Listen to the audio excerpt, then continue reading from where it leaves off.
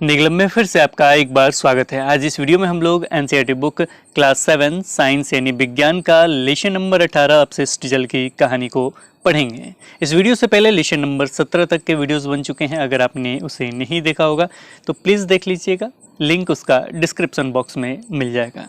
तो चलिए आज का वीडियो स्टार्ट करते हैं। लेशन नंबर 18 अपशिष्ट जल की कहानी। अपशिष्ट जल क्या होता है को जनरल भाषा में देखा जाए तो आप कहेंगे खराब जल को हम अपशिष्ट जल कहते हैं। बहुत सारी चीज़ उसमें मिश्रित होते हैं जिसके कारण वो जल खराब हो जाता है। तो इसी के बारे में पढ़ेंगे। वो खराब होता है तो कैसे खराब होता है तथा उसमें क्या क्या मिल जाता है तो उसे अपशिष्ट जल कहते हैं। साथ में उसका उपचार कैसे करेंगे, इस सब के बारे में, इस लेशन के बारे में पढ़ेंगे।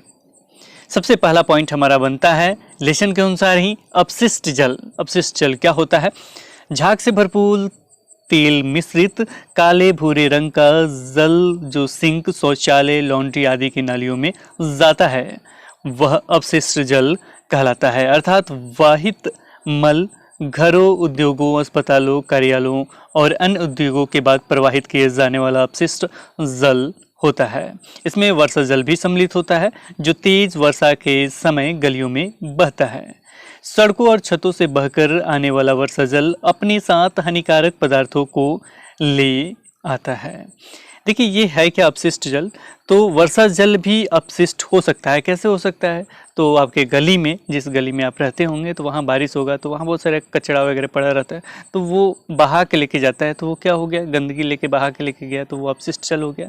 छत वगैरह पे कहीं बैठे हुए हैं वहाँ पे भी देखेंगे कि आप कुछ कचरा वगैरह कुछ गंदा है तो वहाँ पे भी गिरता है, पानी बहता है तो वो भी क्या हो सकता है, अपशिष्ट जल हो सकता है। इसके अतिरिक्त उद्योग, अस्पताल, कार्यालय, अन्य जगह हम लोग जल का इस्तेमाल करते हैं। उसके बाद जो भी जल उपयोग होने के बाद गंदगी उसमें सम्मिलित हो जाता है और वो बाहर निकल जाता है, जिसे हम छोड़ देते हैं, तो वो क्या हो कहलाएगा, अपशिष्ट जल कहलाता है। इसके बाद अगला पॉइंट है अंतर्राष्ट्रीय दशक के बारे में। जनसंख्या वृद्धि, प्रदूषण, औद्योगिक विकास, कुप्रबंधन और अन्य कारकों के कारण अलवण यानी ताज़े जल की आपूर्ति में बढ़ती कमी के बारे में हमने अध्याय 16 में, यानी इससे एक लेशन पहले, यानी 18 है, 17 से पहले 16 लेशन में हमने पढ़ा था। स्थिति की गंभीरता को समझते हुए विश्व जल दिवस इंपॉर्टेंट है, याद रखिएगा। 22 मार्च 2005 को संयुक्त राष्ट्र की जनरल असेंबली ने 2005 से 15 की अवधि को जीवन के लिए जल पर कार्य के लिए अंतर्राष्ट्रीय दशक के रूप में घोषित किया है। इस दशक में किए जाने वाले सभी प्रयासों का उद्देश्य उन व्यक्तियों की संख्या को घटाकर आधा करना है जिन्हें सुरक्षित पेयजल उपलब्ध नहीं है।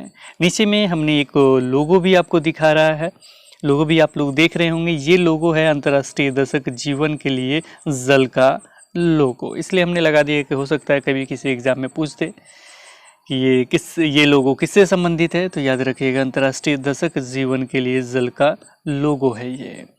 अब हम बात कर लेते हैं वाहित मल उपचार के बारे में। जल की सफाई करने के प्रक्रम में जल के जल स्रोतों में प्रवेश अथवा उसके पुनः प्रयोग से पहले उसमें से प्रदूषकों को अलग करना सम्मिलित है। अपशिष्ट जल के उपचार का यह प्रक्रम सामान्य रूप से वाहित मल उपचार कहलाता है। याद रखिएगा उसे क्या कहते हैं, वाहित मल उपचार। अर्थात अपशिष्ट जल को वाहित मल उपचार संयंत्र में उपचारित किया जाता है। अब हम बात कर लेते हैं अगले पॉइंट की, संदूषक के बारे में। वाहित मल द्रव रूपी अपशिष्ट होता है। इसमें अधिकांश जल होता है जिसमें घुले हुए और निलंबित अपद्रव होते हैं।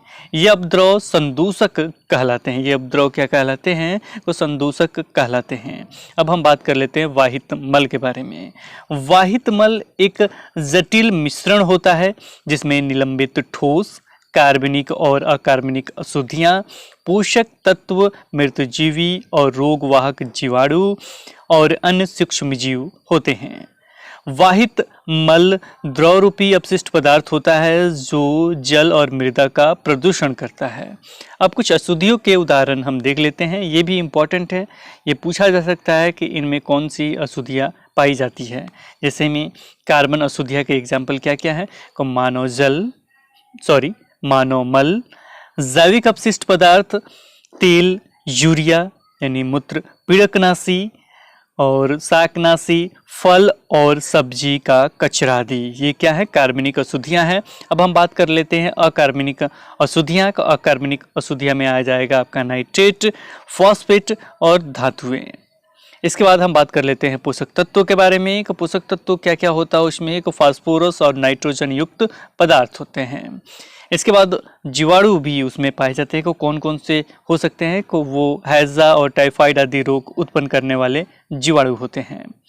अन्य सूक्ष्म जीव होते हैं, पेचिस आदि रोग उत्पन्न करने वाले अन्य सूक्ष्म जीव होते हैं।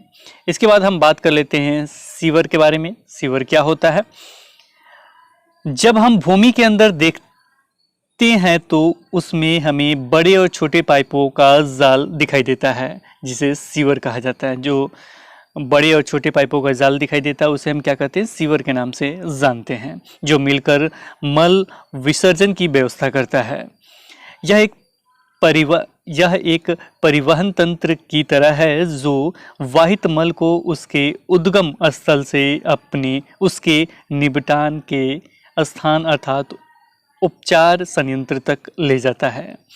मल व्यवस्था में मैन होल सामान्यतः प्रति 50 मीटर से 60 मीटर की दूरी पर 2 अथवा अधिक सीवरों के संधि स्थल पर अथवा उन स्थानों पर स्थित होते हैं जहां दिशा परिवर्तन होता है। तो संधि स्थान होगा, जहां जुड़ाव होगा, वहां पे मिल सकते हैं आपको, या वहां जहां दिशा परिवर्तन होता है वहां मिल सकते हैं। और मैन होल सामान्यतः प्रति 50 मीटर से 60 मीटर की दूरी पर 2 या इससे अधिक सीवरों के संधि जल पे अथवा उन स्थानों पे स्थित होते हैं जहां दिशा परिवर्तन होता है। अब आगे बढ़ते हैं अगले पॉइंट की तरफ। अगला पॉइंट है हमारा प्रदूषित जल का उपचार। प्रदूषित जल के बारे में देखा जाए तो इसके क्रियाकलाप से संबंधित 11 पॉइंट दिए गए हैं और 4 नमूने तथा 5 प्रश्न पूछे गए हैं। 11 पॉइंट हैं, 4 नमूने बताए गए हैं तथा 5 प्रश्न पूछे गए हैं। पहले पॉइंट से लेकर तीसरे पॉइंट में प्रदूषित जल घास के तिनके अथवा संतरे के छिलके जैसे कार्बनिक अपशिष्ट, थोड़ी मात्रा में अपमार्जक और स्याही मिलाकर अपशिष्ट जल को बनाया जाता है। ये पहले से तीसरे पॉइंट में बताया गया है। चौथे से 5वें पॉइंट में वातन प्रक्रम। वातन प्रक्रम क्या होता है इसके बारे में जान लेते हैं। जैसे में आपने जल जीवशाला देखा होगा। जल जीवशाला यानी एक डब्बे जैसा होता है, एक्वेरियम जिसे कहते हैं, जिसमें मछली वगैरह आपने देखा हो बहुत जगह। तो उसमें क्या होता है ना, एक पाइप द्वारा आपने देखा होगा, जिसमें आपने कहीं कहीं देखा होगा शोकेस में मछली रखा रहता है उसमें, और उसमें पानी भरा हुआ रहता है और उसमें एक पाइप होता है जो बुलबुला देता है। तो वही सिस्टम है, मतलब एक तरह से वायु लेके जाना।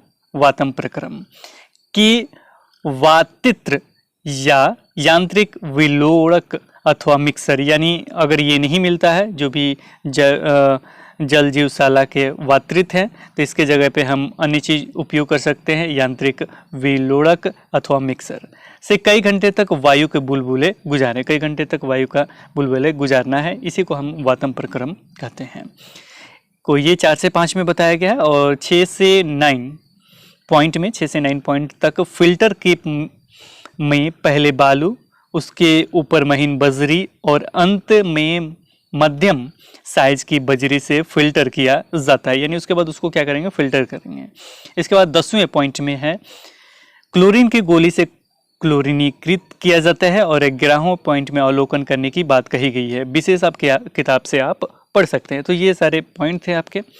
इसके बाद आगे हम चलते हैं। आगे थे कुछ प्रश्न, जैसे में प्रश्न था पहला, वातन के बाद द्रव के रंग रूप में आपको क्या परिवर्तन दिखाई देते हैं? कि वातन के बाद द्रव साफ हो जाता है और कुछ आपको दिखाई नहीं देंगे। क्या वातन से द्रव की गंध बदल जाती है? नहीं। बालू के फिल्टर द्वारा किस प्रकार की अशुद्धियां दूर हो गई थी? को कूड़ा तथा पंख वगैरह दूर हो गए थे, यानी जो बड़े कचरे थे वो दूर हो गए थे। चौथा है, क्या क्लोरीन से दूषित जल का रंग लुप्त हो गया था? तो नहीं। क्या क्लोरीन की अपनी कोई गंध होती है? तीक्ष्ण गंध होती है। क्या यह अपशिष्ट जल की गंध से अधिक अरुचिकर होती है? तो नहीं। अब बढ़ते हैं आगे और आगे हम पढ़ेंगे अपशिष्ट जल का उपचार संयंत्र, एक बनाया हुआ संयंत्र जो है उपचार संयंत्र, उसके बारे में।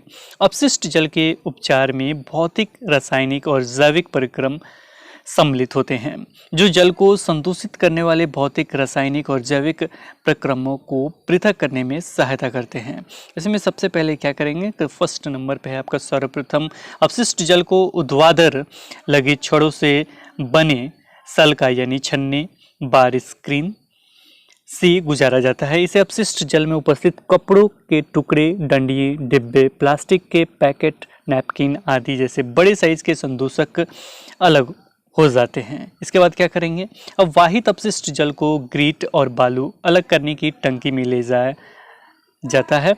इस टंकी में अपशिष्ट जल को कम प्रवाह से छोड़ा जाता है जिससे उसमें उपस्थित बालू, ग्रीट और कंकड़ पत्थर उसकी पेदी में बैठ जाते हैं। इसके बाद अगला पॉइंट है 3 नंबर, फिर जल को एक ऐसी बड़ी टंकी में ले जाया जाता है जिसका पेंदा मध्य भाग की ओर ढलान वाला होता है। जल को इस टंकी में कई घंटों तक रखा जाता है जिससे मल जैसा ठोस उसकी तली के मध्य भाग में बैठ जाते हैं। इन अशुद्धियों को खुरच कर बाहर निकाल दिया जाता है। यह आपंक यानी सलज होता है। ये भी इंपॉर्टेंट है, याद रखिएगा, ये क्या कहलाता है, यह आपंक या सलज होता है। अपशिष्ट जल में तैरने वाले तेल और ग्रीस जैसी अशुद्धियों को हटाने के लिए अपमथित्र यानी स्कीमर का उपयोग किया जाता है। ये भी याद रखिएगा, किसका उपयोग करते हैं, स्कीमर का उपयोग करते हैं, दोनों नाम याद रखिएगा। इस प्रकार साफ किया गया जल निमलीकृत जल कहलाता है। ये भी शब्द याद रखिएगा, क्या कहलाता है, को निम्लीकृत कहलाता है, जल कहलाता है। आपंक को एक पृथक टंकी में स्थानांतरित किया जाता है जहां यह अवायवीय जीवाणुओं द्वारा अपघटित हो जाता है। इस प्रक्रम में उत्पन्न होने वाली बायोगैस यानी जैव गैस का उपयोग ईंधन के रूप में अथवा विद्युत उत्पादन के लिए किया जा सकता है। अपशिष्ट जल उपचार के सह उत्पाद आपंक और बायोगैस है। तो क्या क्या है अपशिष्ट जल के उपचार के सह उत्पाद, मतलब उससे क्या क्या उत्पाद होता है, एक तो हो जाता है आपंक और दूसरा होता है बायोगैस। बायोगैस का उपयोग किसमें किया जाता है, तो आप ईंधन के रूप में कर सकते हैं, यानी जो आपके घर में ईंधन के रूप में जो एलपीजी गैस जलाते हैं उसी तरीके से ये जो गैस होता है ये जलता है। और इसके अलावा इसका उपयोग हम लोग विद्युत उत्पादन यानी बिजली का जैसे बल्ब जलता है उस तरह का बल्ब हम जला सकते हैं। आगे बढ़ते हैं, अगला पॉइंट है आपका 4 नंबर, इसे भी देखते हैं क्या लिखा गया है। निर्मलीकृत जल में पंप द्वारा वायु को गुजारा जाता है जिससे इसमें वायवीय जीवाणुओं की वृद्धि होती है।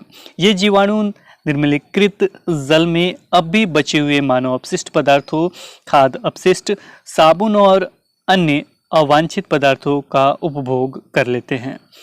कई घंटों के पश्चात जल में निलंबित सूक्ष्मजीव टंकी की पेदी में सक्रियित आपंक के रूप में बैठ जाते हैं। अपशिष्ट भाग से जल को निकाल दिया जाता है। सक्रियित आपंक लगभग 97% जल है।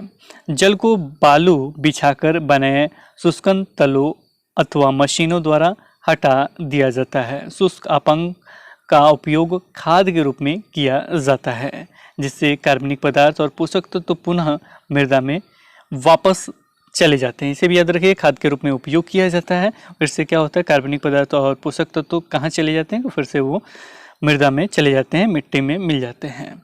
उपचारित जल में अल्प मात्रा में कार्बनिक पदार्थ और निलंबित तत्व होते हैं। इसे समुद्र, नदी अथवा भूमि में विसर्जित कर दिया जाता है। प्राकृतिक प्रक्रम इसे और अधिक स्वच्छ कर देते हैं। कभी कभी जल को वितरण तंत्र में निर्मुक्त करने से पहले उसे क्लोरीन अथवा ओजोन जैसे रसायनों से रोगाणु रहित कर लेना आवश्यक होता है। और ये आपके पिक्चर थे, तो इसे आप देख सकते हैं। ये सल्का छन्ने थे जो स्टार्टिंग में है, जो हमने बताया है। उसके प्रिंट और बालू अलग करने की टंकी है ये। इसके बाद आपका जल अपमत्रित है ये, और वातित्र है ये। तो ये देख लीजिए, ये सारे के पिक्चर हमने लगा दिए हैं, इसे देख सकते हैं। अब कुछ और पॉइंट है उसे भी पढ़ लेते हैं। यूकेलिप्टस, हमें वाहित मल संयंत्रों के चारों ओर यूकेलिप्टस के वृक्ष लगाने चाहिए। यूकेलिप्टस में बहुत लंबे लंबे जो वृक्ष होते हैं ये वृक्ष समस्त अतिरिक्त अपशिष्ट जल को अवशोषित कर लेते हैं और वायुमंडल में शुद्ध जल वाष्पों को निर्मुक्त करते हैं।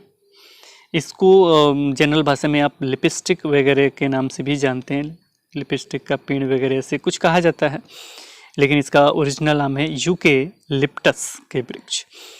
ये करते क्या है, क्यों जरूरी है, तो ये वृक्ष समस्त अतिरिक्त अपशिष्ट जल को क्या करते हैं, अवशोषित कर लेते हैं और वायुमंडल में शुद्ध जल वाष्पों को निर्मुक्त करते हैं। रोगवाहक, सड़कों पर बिखरे कचरे या अपशिष्ट पदार्थों पर रोगवाहक मच्छर, मक्खियाँ तथा अन्य कीट पनपने लगते हैं। इसके लिए नगर पालिका तथा ग्राम पंचायत को इस विषय परिस्थितियों के बारे में आगाह करना चाहिए। आगे बढ़ते हैं, अच्छी गृह व्यवस्था बनाए रखने की प्रक्रिया। खाना पकाने के तेल और वसाओं को नाली में नहीं बहाना चाहिए। ये पाइपों में कठोर पदार्थों की परत जमा कर उन्हें अवरोध कर सकते हैं। बहुत इंपॉर्टेंट लाइन है, इसे याद रखिएगा कि जो खाने पकाने का तेल और वसाओं को नाली में क्या करना चाहिए, नहीं बहाना चाहिए। इससे क्या होता है कि पाइप में ये जाके कठोर पदार्थ का मतलब एक परत जमा देते हैं। इससे क्या हो जाएगा, नाली बंद हो जाएगा, अवरुद्ध हो जाएगा। खुली नाली में वसा मृदा के रंध्रों को बंद कर देती है, जिससे उसकी जल को फिल्टर करने की प्रवृत्ति कम हो जाती है। तेल और वसाओं को कूड़ेदान में ही फेंकें। पेंट, विलायक, कीटनाशक, मोटर तेल, औषधियाँ आदि रसायन उन सूक्ष्मजीवों को मार सकते हैं जो जल के शुद्धिकरण में सहायक होते हैं, इसलिए इन्हें नाली में मत बहाइए, यानी नाली में से न जाने दें। प्रयुक्त चाय की पत्ती, बचे हुए ठोस पदार्थ, खाद्य पदार्थ, मृदु खिलौने, रुई, सैनिटरी टॉवेल आदि को कूड़ेदान में ही फेंका जाना चाहिए। ये नालियों को अवरुद्ध कर देते हैं। ऐसे अपशिष्ट ऑक्सीजन का मुक्त प्रवाह नहीं होने देते हैं, जिससे निम्नीकरण का प्रक्रम बाधित होता है। इसके बाद है अगला पॉइंट, अनुपचारित मानव मल। अनुपचारित मानव मल से जल और मृदा का प्रदूषण हो सकता है। सतह पर उपलब्ध जल और भौम जल दोनों मानव मल से प्रदूषित हो जाते हैं। भौम जल कुओं, ट्यूबवेल यानी नलकूपों, झरनों और उनके नदियों के लिए जल का स्रोत है। अतः अनुपचारित मानव मल जल जनित रोगों का सबसे सुगम पथ बन जाता है। इनमें हैजा, टाइफाइड, पोलियो और आपका मेनिंजाइटिस, हेपेटाइटिस और पेचिस जैसे रोग सम्मिलित है। तो ये सारे रोग हो सकते हैं आपके किससे, को मानव जो मल से जल जो या मृदा प्रदूषित होता है उससे। यथास्थान वाहित मल, स्वच्छता की स्थिति सुधारने के लिए कम लागत के यथास्थान वाहित मल निपटान तंत्रों को बढ़ावा दिया जा रहा है। इसके कुछ उदाहरण सेप्टिक टैंक, रासायनिक शौचालय, कंपोस्टिंग पीट आदि का उपयोग है। ये भी याद रखिएगा, सेप्टिक टैंक, रासायनिक शौचालय, कंपोस्टिंग पीट आदि क्या हैं, तो इससे क्या हो सकते हैं, को ये है यथास्थान वाहित मल निपटान तंत्र हैं ये। इसके बाद हम बात भी कर लेते हैं सेप्टिक टैंक के बारे में, कुछ अलग से दिया गया है। सेप्टिक टैंक उन स्थानों के लिए उपयुक्त है जहां मल वहन की व्यवस्था नहीं है, जैसे अस्पताल, अलग थलग बने भवन अथवा 4 से 5 घरों के समूह। अगला पॉइंट है ऊर्जा के स्रोत के रूप में। कुछ संगठन मानव अपशिष्ट के स्वच्छतापूर्वक निपटान की तकनीकी सुविधाएं प्रदान करते हैं। इन शौचालयों में अपमार्जन की आवश्यकता नहीं होती है। शौचालय से मल बंद नालियों से होता हुआ बायोगैस संयंत्र में चला जाता है। उत्पन्न होने वाली बायोगैस का उपयोग ऊर्जा के स्रोत के रूप में किया जाता है। कूड़ेदान न हो तो, यदि किसी स्थान पर कूड़ेदान न हो तो हमें अपना कचरा घर ले आना चाहिए और कूड़ेदान में ही डालना चाहिए, अन्यथा महामारी फैल सकती है। अगला पॉइंट है आपका कृमि प्रसंस्करण शौचालय। भारत में ऐसे शौचालय की रूपरेखा और परीक्षण किया गया है जिसमें मानव मल को केंचुओं द्वारा उपचारित किया जाता है। इसके उपयोग में जल की बहुत कम मात्रा की आवश्यकता होती है। शौचालय का संचालन बहुत सरल और स्वच्छ है। मानव मल पूर्णतः कृमि केकों में परिवर्तित हो जाता है जो मृदा के लिए अति समृद्ध पोषक है। बहुत इंपॉर्टेंट है, इसे भी याद रखिएगा कि मृदा के लिए ये क्या है, मृदा यानी मिट्टी के लिए अति समृद्ध पोषक है। किसके द्वारा होता है ये, तो केंचुओं के द्वारा होता है। और कुछ पॉइंट दिए गए हैं, जैसे में महात्मा गांधी के ने कुछ कहा है। महात्मा गांधी ने कहा था मानवीय और पथ प्रदर्शक कार्य प्रारंभ करने के लिए किसी को भी किसी दूसरे का मुंह नहीं देखना चाहिए। यूनिसेफ के द्वारा क्या कहा गया है, पृथ्वी का सबसे निर्धन से निर्धन व्यक्ति को भी स्वच्छ जल और स्वच्छता प्रदान करके हम निर्धनता से प्रेरित कष्टों को कम कर सकते हैं और सभी बच्चों के लिए शिक्षा सुनिश्चित कर सकते हैं। ये कहना किसका है, यूनिसेफ का। अगला पॉइंट है आपका सिंधु घाटी सभ्यता के बारे में है। हड़प्पा और मोहनजोदड़ो सबसे प्राचीन सभ्यताओं में से एक है। संभवतः विश्व का पहला शहरी स्वच्छता संयंत्र यहीं विकसित हुआ था। शहर में स्थित प्रत्येक घर अथवा घरों के समूह कुओं से जल प्राप्त करते थे। स्नान के लिए पृथक कक्ष होता था और व्यर्थ जलबंद नलियों से बाहर निकलने का प्रबंध था, जो प्रमुख सड़कों और गलियों में बनी होती थी। ईंटों का बना सबसे पुराना शौचालय लगभग 4500 वर्ष पुराना है। कितना सौ वर्ष पुराना है, तो 4500 वर्ष पुराना है। इसे आपको याद रखना चाहिए। अब हम देख लेते हैं कुछ प्रश्न, अभ्यास प्रश्न। जैसे में इसमें पहला दिया गया रिक्त स्थान, इसे हम देख लेते हैं। थोड़ा सा मैं जूम कर देता हूँ।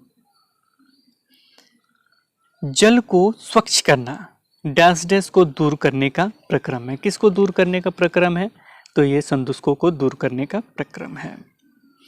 घरों द्वारा निर्मुक्त किए जाने वाले अपशिष्ट जल डैश डैश कहलाता है। ये क्या कहलाता है, तो वाहित मल कहलाता है। इसके बाद अगला पॉइंट है शुष्क डैश डैश का उपयोग खाद के रूप में किया जाता है। तो शुष्क गोबर का उपयोग खाद के रूप में किया जाता है। अगला पॉइंट है नालियाँ डैश डैश और डैश डैश के द्वारा अवरुद्ध हो जाती हैं। को किसके द्वारा, तो जो भी आपका पॉलीथीन वगैरह होता है उससे, या पंख होता है यानी सलज होता है उसके द्वारा अवरुद्ध हो जाती है।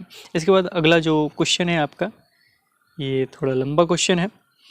ओजोन के बारे में निम्नलिखित वक्तव्य को ध्यानपूर्वक पढ़िए। यह सजीव जीवों के श्वसन के लिए अनिवार्य है। सजीव जीवों के लिए ओजोन तो देखा जाए तो ये तो है नहीं, ऑक्सीजन चाहिए, O2 चाहिए, ये O3 के बारे में बातचीत किया जा रहा है। इसका उपयोग जल को रोगाणु रहित करने के लिए किया जाता है। और ग लिखा गया यह पराबैंगनी किरणों को अवशोषित कर लेती है। घ लिखा गया वायु में इसका अनुपात लगभग 3% है। तो देखा जाए तो इसका 2 ऑप्शन सही है, ख और कौन सा, ग।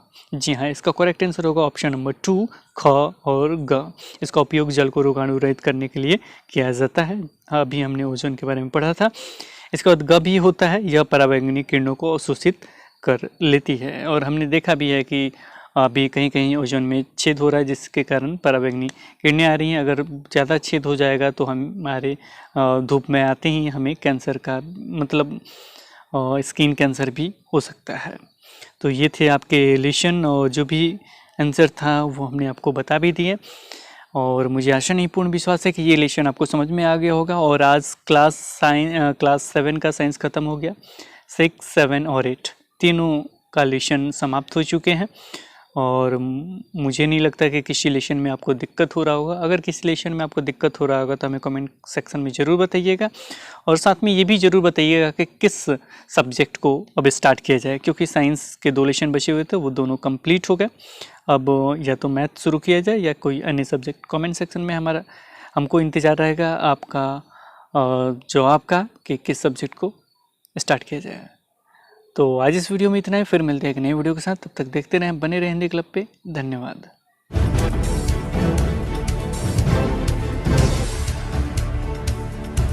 सब्सक्राइब कीजिए हिंदी क्लब को, दबाइए इस बेल आइकॉन को ताकि हमारा वीडियो आपको मिले सबसे पहले। शेयर करें अपने दोस्तों के साथ ताकि वो भी इसका लाभ उठा सके। ये सब बिल्कुल फ्री है।